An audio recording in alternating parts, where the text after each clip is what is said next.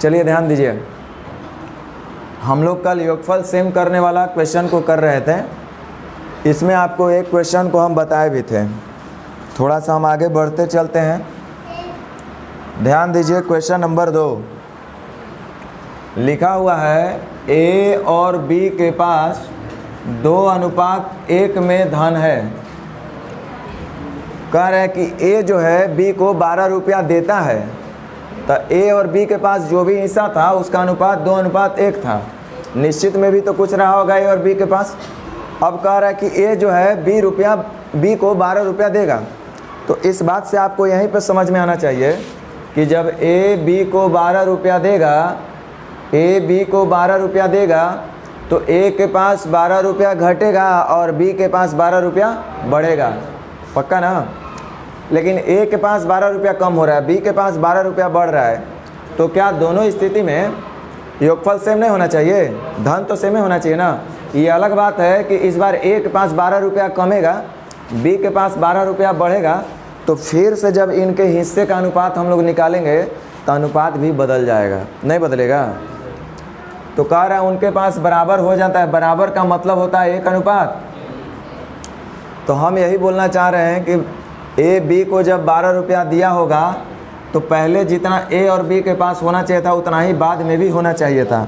लेकिन पहले हम लोग देख रहे हैं तो ए और बी के पास टोटल कितना था? 3। और अब देख रहे हैं तो ए और बी के पास टोटल कितना है? 2।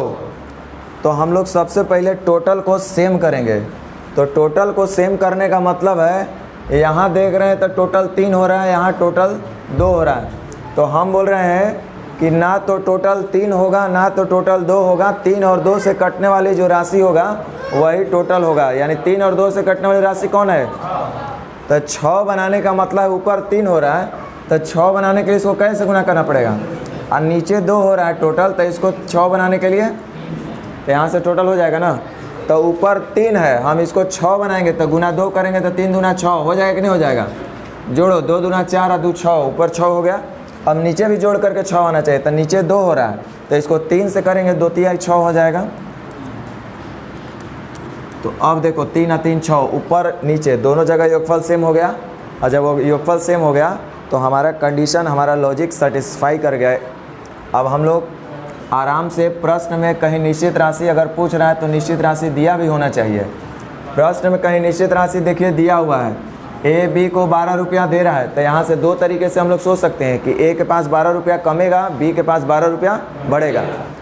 तो ए और बी, देखिए ए के पास 12 रुपया कम हो रहा है, तो देखिए ए के पास था कितना? 4 हो गया, 3 कम हो रहा है। तो यदि ए के पास 1 यूनिट कम हुआ होगा तो बी के पास 1 यूनिट बढ़ा भी होगा।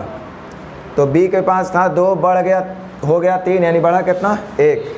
तो जो आपको करना है कर लो, अंतर का तुलना अंतर से, जो पूछेगा उसका गुना। प्रारंभ में ए के पास कितना धन था? ए के पास पूछ रहा है तो कितना था?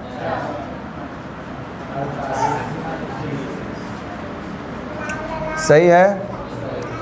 कोई भी मन में डाउट हो तो आप बोलिएगा, क्योंकि कहीं भी रटने वाला बात हम नहीं बता रहे हैं।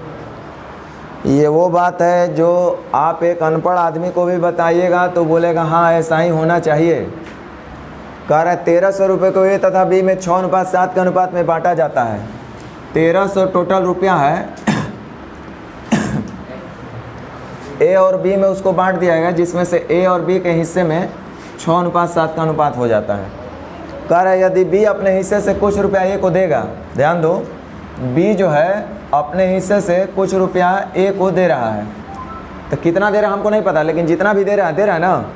तो अगर बी अपने हिस्से से ए रुपया देगा, ए को देगा, तो बी जितना भी देगा ए को उतना बी के पास कमेगा और ए के पास उतना बढ़ जाएगा।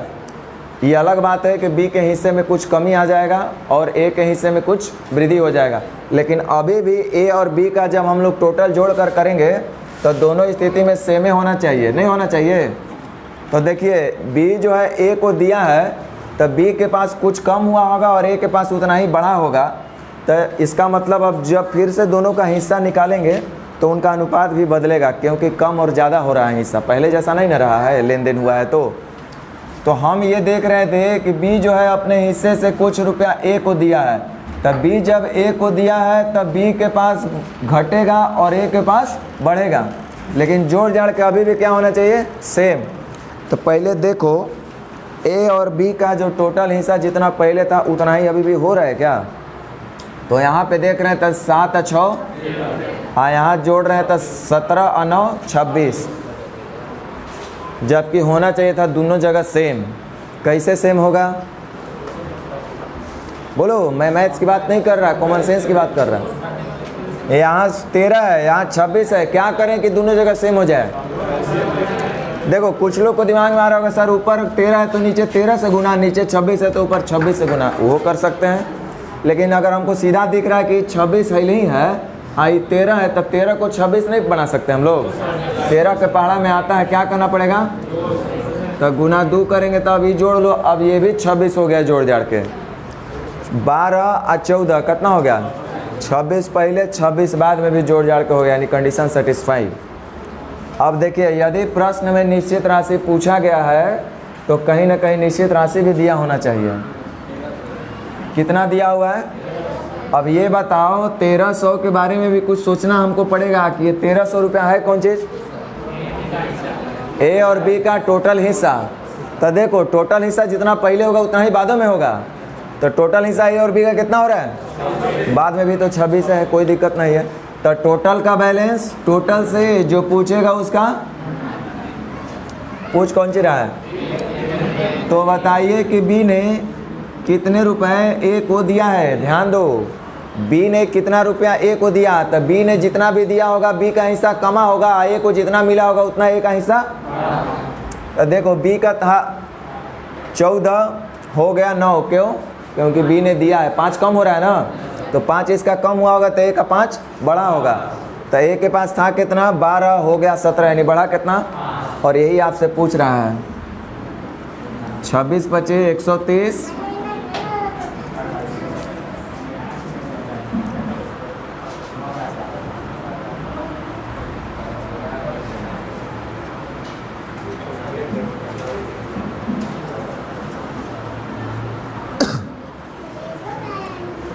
कह रहा है 7500 रुपये को ए तथा बी में 3:2 के अनुपात में बांटा जाता है। बी अपने हिस्से में से कितने रुपए ए को दे कि ए के पास बी से दुगना हो जाए। सीखो, ए तथा बी के पास 3:2 में कुछ हिस्सा मिला हुआ है, धन है।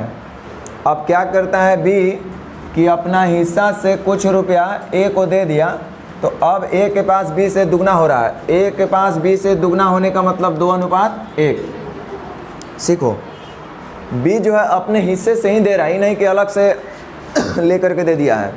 तो अपने हिस्से से ही अगर ए को देगा तो बी का हिस्सा घटेगा, ए का हिस्सा बढ़ेगा। लेकिन अभी भी जोड़ जाड़ के ए और बी का हिस्सा क्या होना चाहिए, बराबर ही होना चाहिए।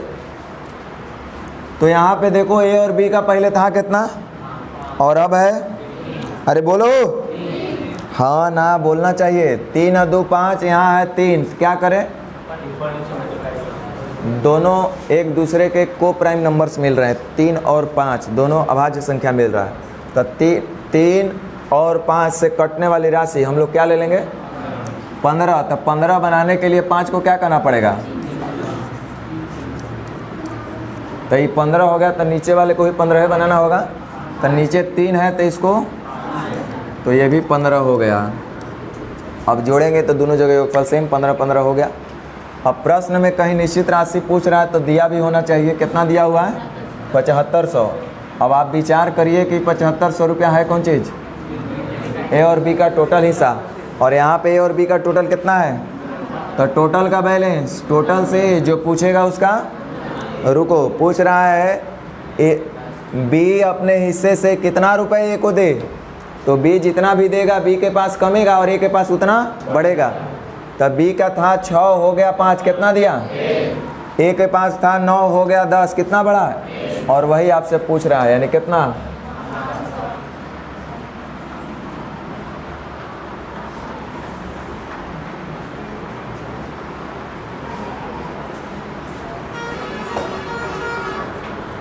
थोड़ा देर इसको रोक लीजिए, ठीक है, थोड़ा सा इसको रोक लीजिए। आप ध्यान रखिएगा, हम भूल भी जाएं लेकिन आप ध्यान रखिएगा।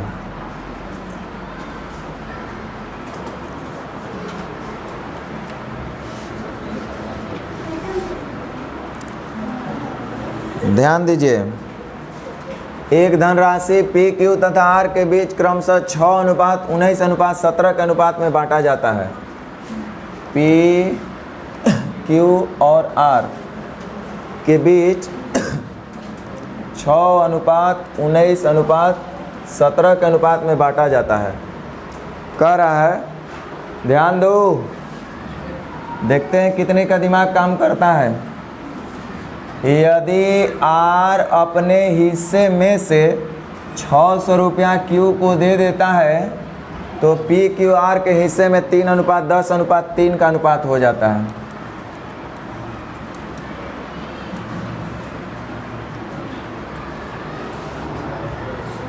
क्या दिमाग में आ रहा है बताओ?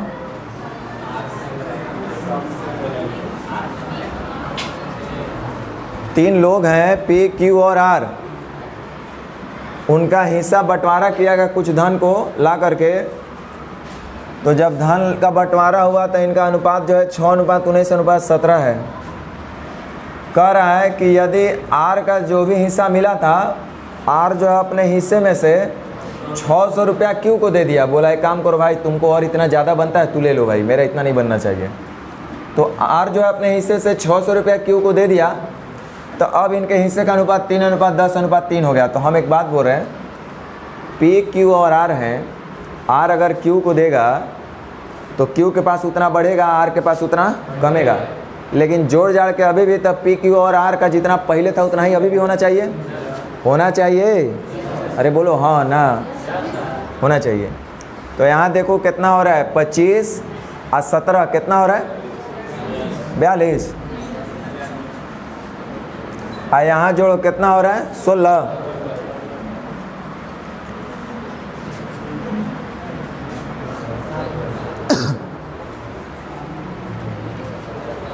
तो हम लोग को क्या करना पड़ेगा, दोनों जगह योगफल को क्या करना पड़ेगा, अरे बोलो, करना पड़ेगा ना। तो 16 और 42 का मल्टीपल में क्या आता है, 84। 16 तो आता है, 16 का मल्टीपल में एबे नहीं करेगा 84। 7 छक 42, यहाँ 2 है, 2 8 16, यही आएगा एलसीएम। 42 गुने 8 320 और 16 336। इसका मतलब ऊपर भी 336 और नीचे भी 336 बनाना पड़ेगा। तो 336 बनाने के लिए हमको ऊपर से 8 से गुना करना पड़ेगा। कितना से, तो इस सबको 8 से गुना करना पड़ेगा। आज 16 है, 8 2 3 21 से गुना करना पड़ेगा। कितने से, जब 21 से गुना करेंगे तो ये भी हो जाएगा 336। समझ में आया? अब जितना योगफल पहले था उतना ही योगफल बाद में भी हो गया होगा। अब देखो, आर अपने हिस्से से 600 रुपया क्यू को दिया है। तो आर अपने हिस्से से 600 रुपया क्यू को दिया होगा। तो आर के पास 600 रुपया कमा होगा और क्यू के पास 600 रुपया बड़ा होगा। सही बोल रहे हैं ना? तो आर के पास था कितना, 18 सते 26 से 126, सॉरी 18 सते 36 से आए 63 हो गया कितना। तो देखिए तक कितना कम हो रहा है। तो पूछ कौन सी रहा है, तो बताएं कि वह धनराशि कितना है। कितना था भाई, कितना हो रहा है टोटल, 300।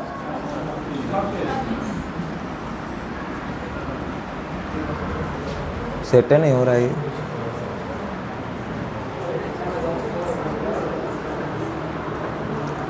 पता नहीं अब टाइपिंग वाला किया है कि क्या है।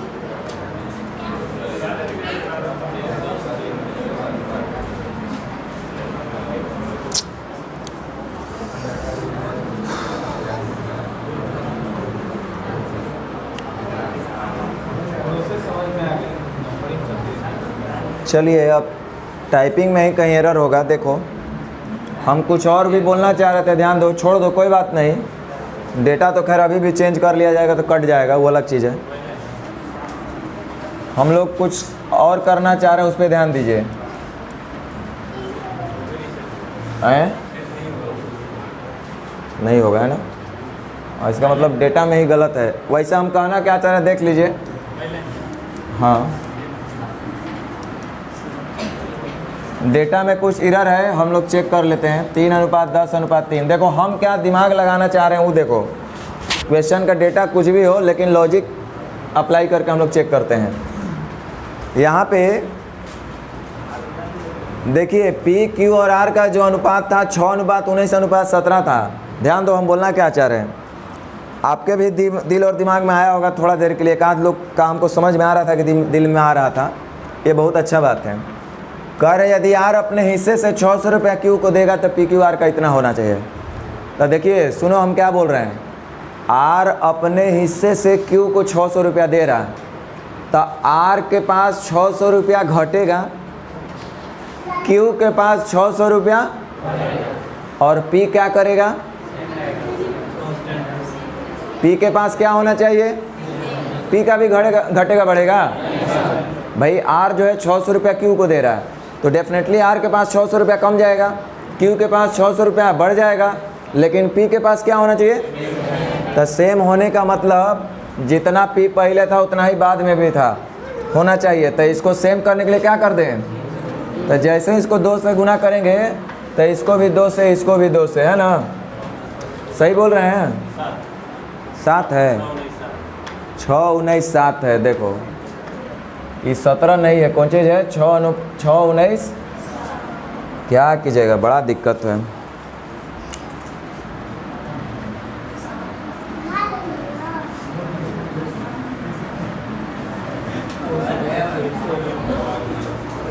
जो हम बात बोले समझ में आया? अरे बोलो हाँ ना। अब समझ में आया तो ध्यान दो। एक बार हम फिर से बोल दे रहे हैं। हमने बोला कि आर जो है अपने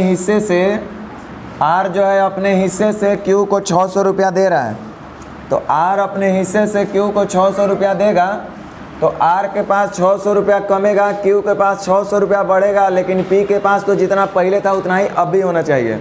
यानी पी को हम सेम करेंगे तो पी का हिस्सा पहले 6 अब 3, तो सेम करने के लिए इसको 2 से गुना कर देना पड़ेगा। और जब इसको 2 से गुना करेंगे तो अनुपात के प्रत्येक टर्म को 2 से गुना करना पड़ेगा। लॉजिक हमारा सेटिस्फाई कर गया ना? अब देखो प्रश्न में कहीं निश्चित राशि दिया हुआ है, कितना दिया हुआ है?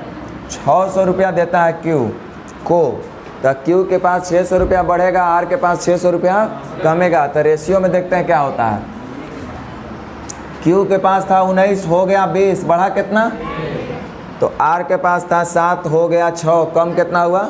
क्योंकि आर ने क्यू को 1 दिया था, इसलिए क्यू के पास 1 बढ़ गया, और वही कितना है? 600।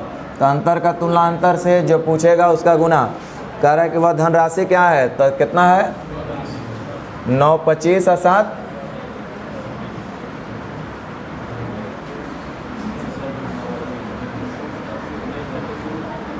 6 दूनी 12, 36, 18, 19,200। चलो दूसरा बात, योगफल सेम भी हम लोग कर सकते थे, नहीं कर सकते हैं? हमको लग रहा है आप लोग को समझ में नहीं आ रहा है, लग रहा है क्या क्या हम करने लगे।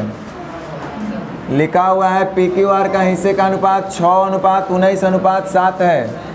जब आर अपने हिस्से से 600 रुपया क्यू को देगा तो इनके हिस्से का अनुपात 3:10:3 हो जाता है। तो देखो हम बोले कि आर अपने हिस्से से 600 रुपया क्यू को देगा, तो आर के पास 600 रुपया घटेगा, क्यू के पास 600 रुपया बढ़ेगा, लेकिन अभी भी जोड़ जाड़ के पी क्यू आर का तो टोटल उतना ही होना चाहिए जितना पहले था। तो देखो यहाँ पे टोटल कितना हो रहा है? 32। कितना हो रहा है? और अब कितना हो रहा है? तो क्या करना पड़ेगा? 16 को 2 से गुना कर देंगे तो ये भी 32 नहीं हो जाएगा? लगता है सेम सही जगह पे फिर से आ गए हम लोग। बात वही है ना, लॉजिक दूधू को लगा लिए, लेकिन बात घूर फिर के। चलिए आप लोग कर लेंगे आगे। अब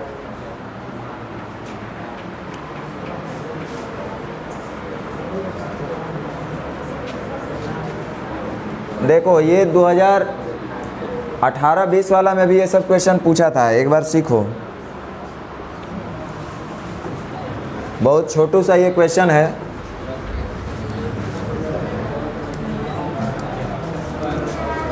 कह रहा है 117 रुपया को ए बी तथा सी में 1/2, 1/3, 1/4 के अनुपात में बांटा जाना था। एक चोर जो है 117 रुपया, 3 चोर ए बी और सी 117 रुपया का चोरी किए और उन्होंने फैसला किया कि हम लोग 1/2, 1/3, 1/4 के अनुपात में बांटेंगे। तो इसका मतलब वो रेशियो कितना होगा? एक गधा 2, 3, 4 बोल रहा है के अनुपात में बांटा जाना था। मतलब चोर जब चोरी करके 117 रुपया लाए तो वो लोग डिसाइड किए कि देखो हम लोग 6:4:3 के अनुपात में बांटेंगे। किसको? 117। यानी कि जोड़ जाड़ के 6, 4, 10 और 3, 13, 117 रुपया होना चाहिए था, नहीं होना चाहिए था। लेकिन क्या किया कि चोर तो चोरी होता है, उसमें भी होगा महाबेईमान। तो क्या किया, गलती से इसको 2:3:4 में बांट दिया। किसको?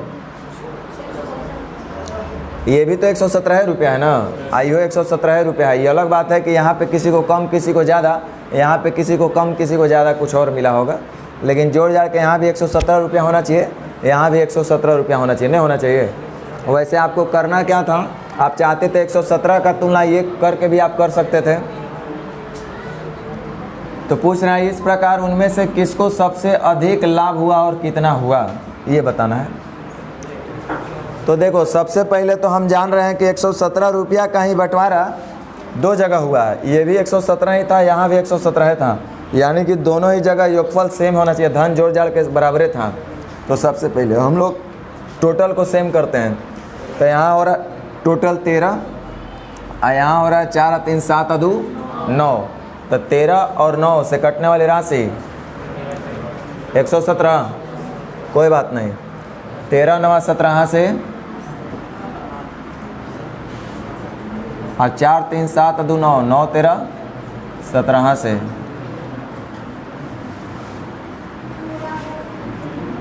अब प्रश्न में एक निश्चित राशि रुपया दिया, निश्चित राशि दिया हुआ 117 रुपया, कितना? तो टोटल ना ये भी हम लोग 117 बना दिया। तो टोटल का बैलेंस, टोटल से जो पूछेगा उसका कह रहा किसको सबसे अधिक लाभ हुआ और कितना हुआ, चेक करते हैं।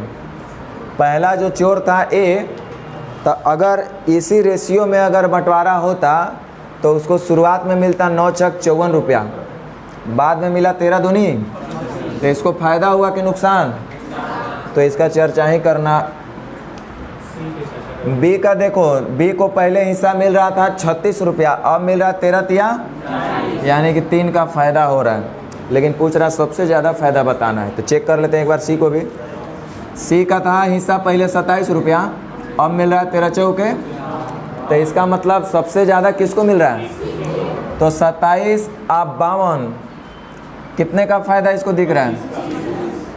और यही आपसे पूछ भी रहा था।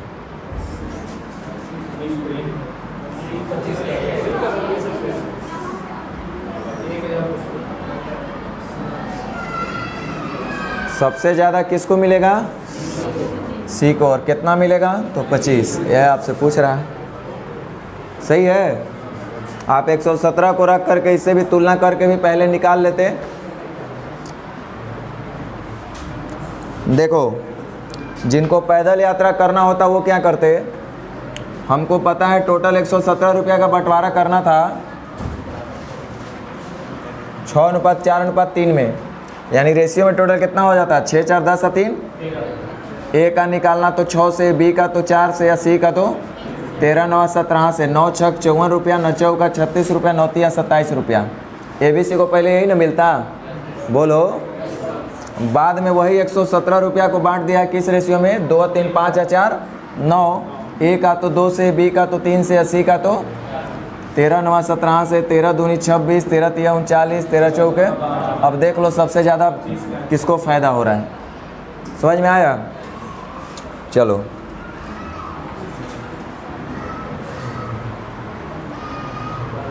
8 नंबर हूबहू वही है।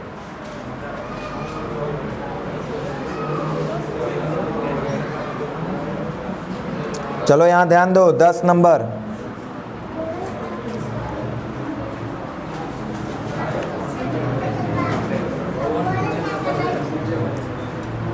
लिखा है यदि ए अनुपात बी प्लस सी बराबर 1:3। बहुत इंपॉर्टेंट चीज़ है, ध्यान दो। कैलकुलेशन में ये काम आएगा आपका, अलग अलग टॉपिक में भी, विषय में भी, चैप्टर में भी। ए अनुपात बी प्लस सी बराबर लिखा हुआ है 1:3 और सी अनुपात ए प्लस बी बराबर लिखा हुआ है, एक तो जिनको पैदल यात्रा करना है क्लास 9-10 वाला नियम, ए बट्टा बी प्लस सी बराबर 1/3, C by A plus B बराबर 5/7। तो यहाँ पे A B plus C, C A plus B, यहाँ A plus B plus C total कितना हो रहा है, और यहाँ पे टोटल कितना हो रहा है 4। तो दोनों जगह सबसे पहले हम लोग को क्या करना पड़ेगा, सेम। तो सेम करेंगे तो ये पैदल यात्रा बहुत लंबा चौड़ा पड़ेगा। देखो हम लोग को क्या दिख रहा है, ध्यान दो, जो हम बोलेंगे उसको सुनो।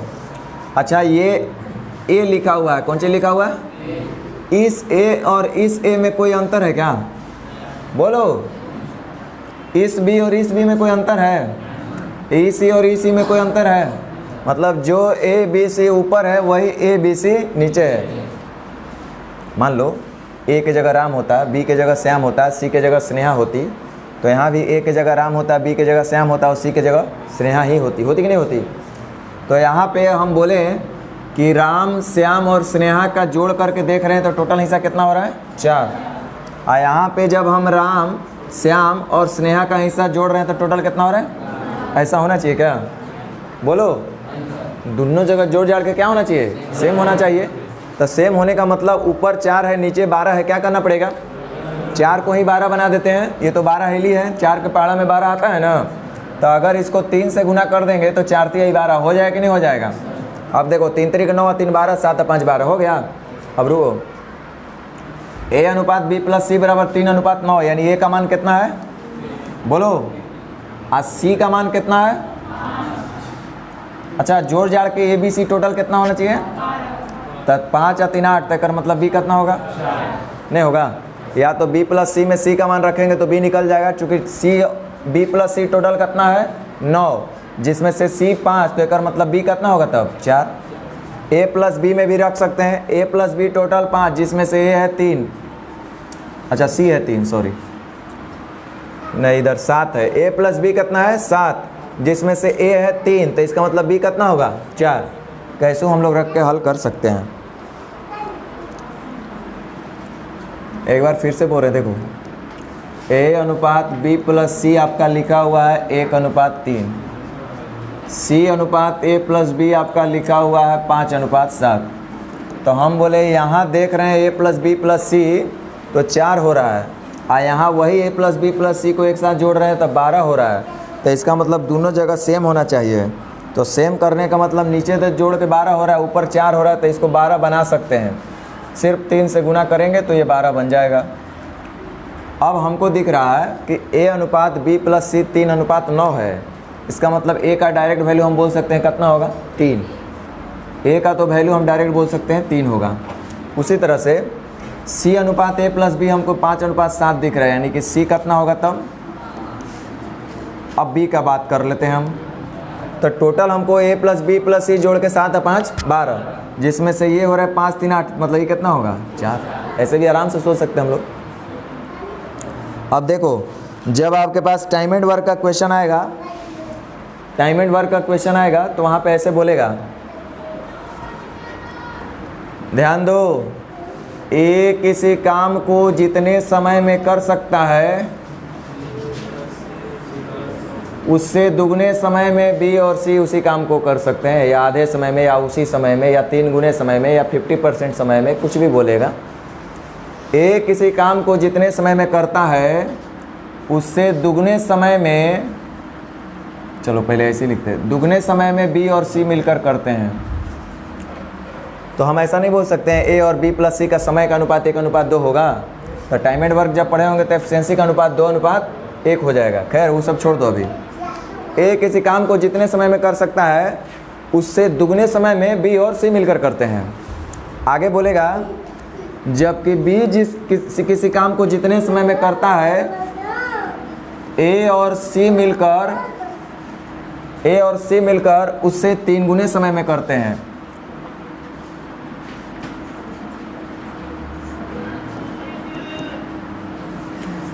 सही है। ए किसी काम को जितने समय में करते हैं बी और सी मिलकर उससे दुगने समय में करते हैं। बी किसी काम को जितने समय में करता है ए और सी मिलकर उसे 3 गुना समय में करता है। तो यहाँ से हम ए बी और सी का समय का अनुपात निकाल सकते हैं। या डायरेक्ट एफिशिएंसी का लिखना होता तो यहाँ 3:1 कर देते, 2:1, तो ए बी सी का डायरेक्ट एफिशिएंसी का रेशियो निकल जाता। तो हम लोग सबसे पहले क्या करते हैं, यहाँ भी a प्लस बी प्लस सी है, यहाँ भी b प्लस ए प्लस सी है, तो सबसे पहले दोनों जगह योगफल को क्या कर लेते हैं, सेम। और जैसे ही योगफल को सेम करेंगे तो ऊपर है 3, नीचे है 4, तो 3 और 4 से कटने वाली राशि 12, तो 3 चौके 12 और 4 तिहाई। अब हम डायरेक्ट बोलेंगे a का मान कितना है, b का मान कितना है, तो इसका मतलब c कितना होगा। तो ये इनके समय का अनुपात हालांकि हम लोग निकाले हैं।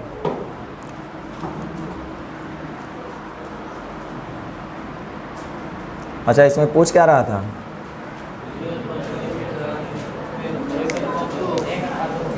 ए बी से हम लोग निकाले थे ना, तब बी अनुपात ए प्लस सी निकाल सकते हैं आप लोग। देखो एक और बना देते हैं, 11। यदि ए को बी तथा सी के कुल भाग का 3/7 मिले, ए को बी तथा सी के कुल भाग का 3/7 मिले, देखो तो ऐसा लिखा है। जबकि बी को ए तथा सी के कुल भाग का 2/9 मिले, बी को ए तथा सी के कुल भाग का 2/9 मिले, ऐसा बोला है ना। जैसे ही इस तरह का कंडीशन आपको कहीं दिखाई देवे, सबसे पहला काम होगा योगफल को सेम कर लेना। क्यों? क्योंकि यहाँ भी a प्लस बी प्लस सी हमको दिख रहा है, यहाँ भी a प्लस बी प्लस सी दिख रहा है, तो सबसे पहला हिसाब से कंडीशन तो योगफल दोनों जगह सेम होना ही चाहिए। तो यहाँ देखिए तो टोटल कितना योगफल हो रहा है, 10, और यहाँ पे 11, तो 10 और 11, तो नीचे कर देंगे हम, और ऊपर। अब दोनों जगह योगफल सेम हो गया होगा, है ना। अब रुक जाओ, हमको यहाँ से डायरेक्ट दिख रहा है a का हिस्सा कितना हो गया, b का हिस्सा कितना दिख रहा है। अच्छा रुक जाओ, 9 2 11, 11 नहीं है 110, 110 ये है, तो इसमें से कितना ही हो रहा है, 53। तो इसमें से 53 हम घटा देंगे तो हमको पास कितना मिल जाएगा, ये किसका हिस्सा होगा। या तो ऐसे ही बोल सकते हैं, ध्यान दो, b प्लस सी बराबर कितना है, 77, जिसमें से b कितना है, तो गारंटी है c कितना होगा।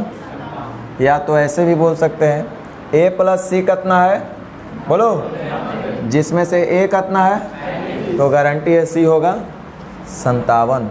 तो जैसे आपको सोचना है सोचिए, समझ में आ रहा है कि नहीं आ रहा है।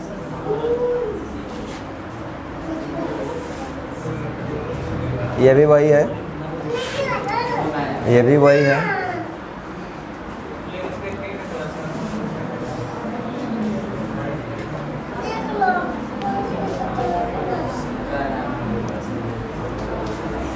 चलो आज का आखिरी क्वेश्चन यहीं पे समाप्त होगा, अब ध्यान दो।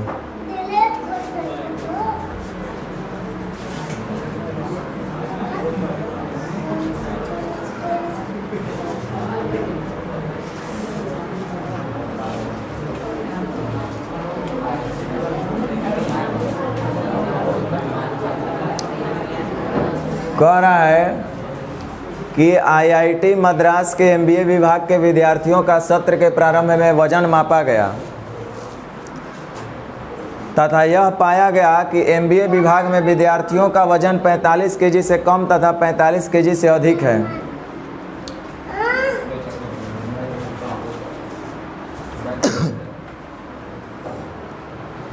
देखो, जब आप लोग हमारे यहाँ क्लास करके क्लास लेने के लिए, एडमिशन लेने के लिए जब आए थे ना, तो हम सबसे पहला आप लोग का क्या किए कि आप लोग का वज़न नापे थे। और हम आपको ऐसा नहीं है कि सोना बाबू के हिसाब से बैठा दिए थे कि सोना एक तरफ बाबू एक तरफ। हम वज़न के हिसाब से बैठाए थे, एक 45 केजी से कम और एक 45 केजी से ज़्यादा। तो पता चला कि जो 45 केजी से कम थे और 45 केजी से अधिक थे, उनका अनुपात 7:5 है।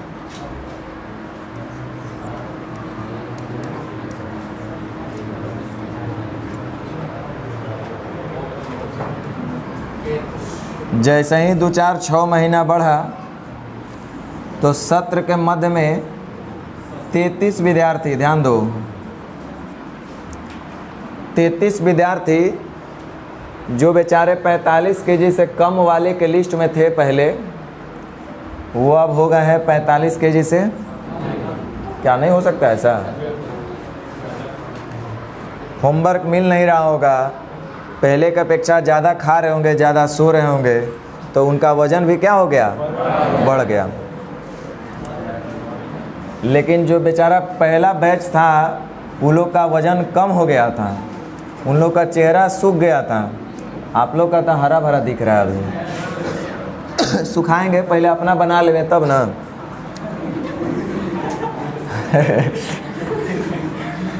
अभी आप कभी भी उड़ सकते हैं। तो आपको सबसे पहले अभी अपना बनाना होगा। जैसे ही आप मेरे अंदर बंध जाएंगे, मेरे से बंध जाएंगे, जब हो जाएगा कि नहीं मुकेश सर पढ़ाते बढ़िया है, अब इन्हीं से पढ़ना है, तब हम धर के चढ़ाई शुरू करेंगे और गियर पे गियर, गियर पे गियर बदलेंगे। अभी तो आप लोग को पोस रहे हैं, पाल रहे हैं, खिला रहे हैं, पिला रहे हैं, सुला रहे हैं, भेज रहे हैं, आदत लगा रहे हैं खाली अभी। तो देखिए 33 विद्यार्थी जो 45 केजी से कम के थे, वो 45 केजी से अधिक हो जाते हैं, जिसके कारण इनके बीच का अनुपात 2:3 हो जाता है। देखो ये मैथ इतना, ये क्वेश्चन इतना छोटू है, बस खाली लैंग्वेज को इतना बड़ा किए हुए हैं और कुछ बात नहीं है। इतना ये छोटू क्वेश्चन है जिसका कोई हद हिसाब नहीं है। क्वेश्चन बड़ा सरल पूछा था। आप लोग आए थे, मान लो, इधर ध्यान दो, आप लोग मान लो आए थे, टोटल मेरे पास 50 विद्यार्थी। कितने विद्यार्थी? टोटल 50 विद्यार्थी मेरे यहाँ शुरुआत में एडमिशन लिया था, जिसमें से जैसे ही आए लोग तो हम वज़न करना शुरू कर दिए। बोले भाई 45 केजी से कम वाले कौन कौन हो? 45 केजी से कम वाले कितने लोग हैं? तो बोला सर हम लोग 30 लोग हैं। मैं बोला भाई बताओ 45 केजी से अधिक वाले कितने लोग हैं, कितने होंगे? तो क्या बाबू हम ऐसा नहीं बोल सकते हैं कि जो हमारा एडमिशन का शुरुआती दौर था, उस समय जब हम, मेरे पास जो भी विद्यार्थी आए तो उसमें से 45 केजी से कम और 45 केजी से अधिक विद्यार्थियों की संख्या का जो अनुपात था वो 3:। समझो कहानी क्या कह रहा है। उसके बाद बोल रहा है कि जैसे ही 2-4-6 महीना हुआ, मतलब सेशन के मध्य में, तो जो मतलब कितने लोग? 33 विद्यार्थी। कितने विद्यार्थी? हम बोल रहे हैं 10 विद्यार्थी। कितने विद्यार्थी? सीखो बात को। हम बोले जैसे ही 6 महीना हुआ तो 10 ऐसे विद्यार्थी जो 45 केजी से कम में थे, अब 45 केजी से अधिक के हो गए। माने उनका अब सीट किधर मिलेगा? 45 केजी से अधिक वाले तरफ बैठाएंगे। इधर है 45 केजी से कम और इधर है 45 केजी से, तो इधर 45 केजी से कम वाले कितने बैठे हुए? इधर 30 गो। अब 45 केजी से अधिक वाले कितने बैठे हैं? 20 गो। मनी मन गुस्सा भी रहे होंगे लोग। तो 20 गो, तो टोटल 50 गो हुए ना। अब देखिए जैसे ही 6 महीना हुआ तो जो 45 केजी से कम लोग थे, ऐसे 10 विद्यार्थी को हमने निकाला जो कि पहले 45 केजी से कम में बैठ रहे थे। तो अब उनका वज़न जो हम लोग नाप रहे हैं 6 महीने बाद, तो उनका क्या हो गया? 45 केजी से अधिक। जैसे ये होंगे, ऐसा 10 गो निकाले हम लोग, और निकाल करके अभी लोग कहाँ बैठेंगे? इधर बैठेंगे कि नहीं बैठेंगे? बोलो। तो इधर बैठेंगे तो अब इधर संख्या कै गो हो जाएगा? बोलो बोलो, आप लोग अपना संख्या बताओ, कितना हो जाएगा आप लोग का मेंबर? 30 गो होगा। और ये कितने हो जाएंगे? अच्छा, अब अभी जोड़ जाड़ के टोटल कितने हुए लोग? कितने होंगे? आप पहले भी थे ये अलग बात है कि संख्या बदल के 2 अनुपात कुछ भी हो सकते हैं। तो मेरा कहने का सेंस इतना ही था इस क्वेश्चन का। ओवरऑल इसका समरी इतना ही है क्वेश्चन का कि शुरुआती दौर में जब एडमिशन हो रहा था IIT मद्रास में, तो उसमें बच्चों को 2 कैटेगरी में बैठाया गया, एक 45 kg से कम करके और एक 45 kg से अधिक वाले को। तब 45 kg से कम और 45 kg से अधिक जब एडमिशन हुआ तो उनका जो अनुपात था वो बाबू आपका था 7:5। जैसे ही सत्र का मध्य हुआ तो 33 गो ऐसा विद्यार्थी जो कि पहले 45 kg से कम के थे अब हो गए हैं 45 kg से, जिसके कारण उनके बीच का अनुपात 2:3 हो जाता है। तो बताइए कि MBA विभाग में कुल कितने विद्यार्थी थे? यदि यह मान लिया जाए कि सत्र के मध्य में ना कोई विद्यार्थी आए हैं ना ही कोई गए हैं, मैंने जितना पहले विद्यार्थी थे उतना ही अब भी है, इतना तो स्पष्ट कर दिया। अब क्या करेगा? इसका मतलब कि पहले 45 kg से कम अब 45 kg से अधिक वाले टोटल विद्यार्थी कितने थे बाबू? 12। 45 kg से कम और 45 kg से अधिक वाले विद्यार्थी जो शुरुआती दौर में थे वो थे आपके 7:5। जैसे ही 6 महीना हुआ तो 45 kg से कम और 45 kg से अधिक विद्यार्थी का संख्या का अनुपात हो गया 2:3। क्यों ऐसा हुआ? क्योंकि 33 विद्यार्थी जो इधर बैठते थे अब इधर बैठेंगे, है ना। तो हमारा कहना ये है कि इसमें से 33 विद्यार्थी कमेंगे और इसमें 33 विद्यार्थी बढ़ेंगे, लेकिन जोड़ जाड़ के अभी भी क्लास में तो बच्चा उतना ही ना होना चाहिए। और क्वेश्चन में आगे हिंट भी कर दिया है कि ना ही कोई एडमिशन हुआ है और ना ही कोई क्लास छोड़कर गया है। इसका मतलब जितने विद्यार्थी पहले होंगे उतने ही अब भी होंगे, यानी टोटल क्या होना चाहिए? समझ में आया? तो 7:5 3:2 12 और 5 से कटने वाली राशि 60 लाने के लिए इसको करना पड़ेगा, 60 लाने के लिए इसको करना पड़ेगा। अब प्रश्न में एगो निश्चित राशि कहीं दिया हुआ है तो बताओ हमको कितना दिया हुआ है? 33 विद्यार्थी जो पहले 45 kg से कम के थे अब वो 45 kg से अधिक हो गए, यानी 45 kg से अधिक वाले में 33 को बढ़ेंगे अब 45 kg से कम वाले में 33 को घटेंगे। तो 45 kg से कम में था कितना? 35 हो गया कितना? 24 घटा कितना? 11। तो 11 इधर बढ़ा होगा तब तो हो गया 25 था 25 हो गया 36 बढ़ा कितना? 11।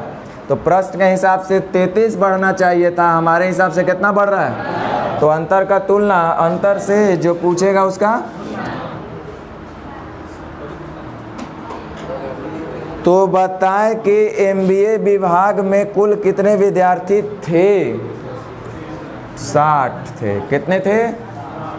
यानी आंसर 180। समझ में आया? और यदि समझ में आया तो आप लोग सेम यही क्वेश्चन है 17 इस बार बिहार विद्यालय समिति बैठाएगा बच्चा को, ठीक है? कोशिश करिएगा। चलिए।